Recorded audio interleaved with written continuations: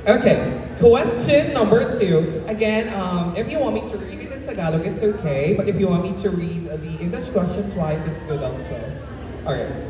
The question number 2 is, after the deeply polarizing 2022 presidential election, Filipinos learned hard lessons about truth, unity, and accountability.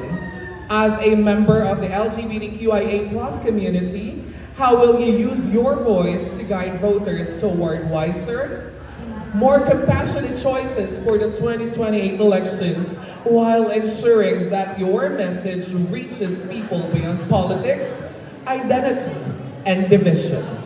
In Tagalog, pagkatapos ng matinding pagkakahati-hati ng bansa sa halalang pampanguluhan noong 2022, natuto ang mga Pilipino ng mahahalagang aral tungkol sa katotohanan, pagkakaisa at pananagutan.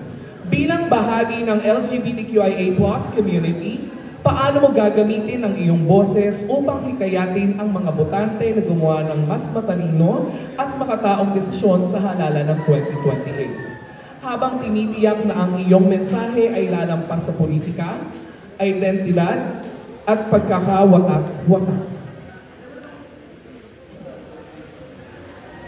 Good morning, ladies and gentlemen. So this is now the final and the most crucial part of the competition, as we're not just being judged by our beauty, but for our intellectual capacity. And if I'm going to rephrase the question in a shorter context, as an LGBT member, how can I lead people in choosing the best leaders of our country for the next elections? I want to start my answer by speaking an article from the Philippine Constitution. Article 11, public office is public trust.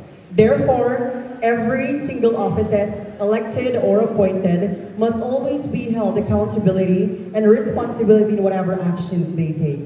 Ladies and gentlemen, 3 years have already passed since the 2022 elections. There are so many issues. Whenever we open our televisions, mobile phones, or radios, we hear news about what is happening in our country.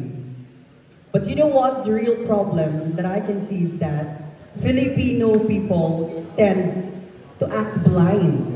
Nagbubulag-bulagan tayo sa mga tunay na nangyayari sa ating bansa.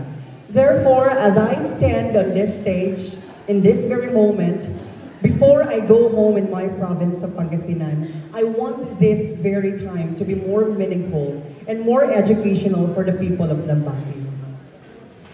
The promise of the two highest offices in the Philippines was unity. The tandem of President Bongbong Marcos and Vice President Sara Duterte successfully championed their offices. But what happened after their victory is a shame for our country.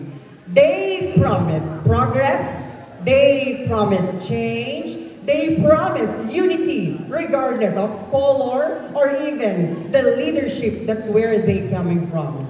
But what is happening and what we are seeing right now is political climate and political rivalry.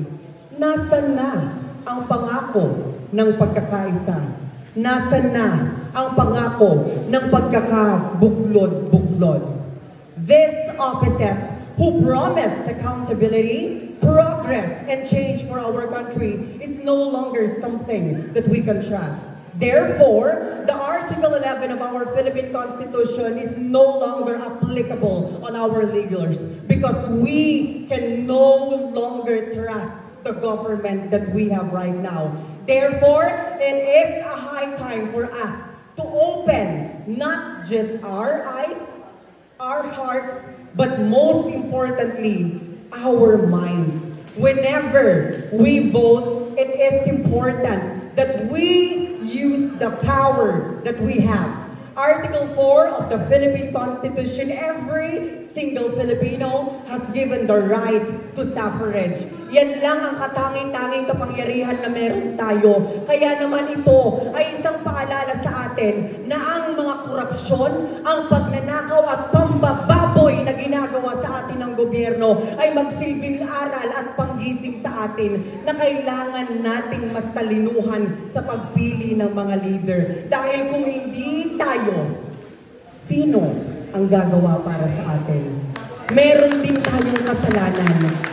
Oo, korupsyon, katiwalian, pag-abuso sa kapangyarihan, madalas tayong daing ng daing, madalas tayong nagrereklamo, ngunit paalala para sa atin, tayo ang nagluklok sa kanila, sa kanilang mga opisina at pwesto. Kaya kasalanan din natin kung bakit nila tayo ninanakawan. Kaya lambakin, Pilipinas, gising! Dahil kailan pa tayo matututo? Kailan pa tayo magbabago? Pag huli na ang lahat? Pag wala nang hinaharap para sa ating mga kakababatang kapatid? Ngayon, isipin natin ang ating mga kamalian nitong mga nakaraang eleksyon. Dahil kung hindi natin babaguhin ang sistema ng pagpili ng ating mga leader, walang mangyayaring pagbabago. Kung boboto lamang tayo dahil sikat, kung boboto lamang tayo dahil sa kulay, at kung boboto lamang tayo dahil nabigyan tayo ng pera, leche, walang patutunguhan ng ating bansa. Kaya naman, ito ay isang paalala para sa ating lahat. Sa susunod na taon, boboto na naman tayo para sa halalan ng barangay. Piliin natin ang mga leader na tunay na may malasakit. Piliin natin ang mga leader na tunay ang kanilang paninindigan. And you know what? Before I go home to the province of Pangasinan, I just want to say this. Nagmula po ako sa mahirap na pamilya. At kung tatanga-tanga tayo sa pagpili ng mga leader, tayong mga mahihirap ang kawawa. Silang mayayaman, payaman ng payaman. Tayong mga mahihirap, pababa ng pababa. Kaya naman, huwag nating kakalimutan. Isang napakasimpleng aral lamang para sa ating lahat. Kung boboto lamang tayo, base sa kakilala, kulay, o pera na ibinibigay sa atin, tayo lang din ang kawawa sa huli.